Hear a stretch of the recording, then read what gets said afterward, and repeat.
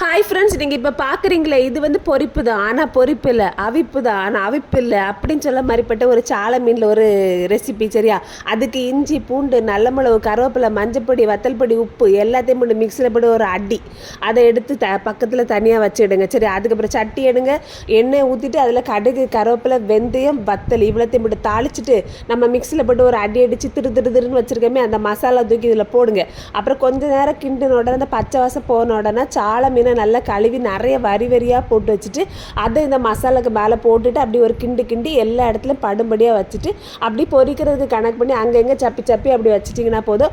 மீன் வந்து பொரிஞ்ச மாதிரியே இருக்கும், அவிஞ்ச மாதிரி இருக்கும், எந்த மாதிரி இருக்கும் நமக்கே தெரியாது, ஆனால் டேஸ்ட் வேறு மாதிரி சூப்பராக இருக்கும். அப்புறம் எல்லாம் வெந்ததுக்கப்புறம் நம்ம என்ன பண்ணோம்னா தட்டில் எடுத்து வெளியே எடுத்து வச்சுட்டு எண்ணெய் குறைவாக தான் ஊற்றிருப்போம். சரியா? அதனால் நம்ம சட்டியில் எண்ணெய்லாம் தேங்கி எடுத்து குழ மாதிரி நிற்காது. அப்புறம் அதில் சோறை போட்டு கிண்டி மீனை வச்சு சாப்பிடணும்.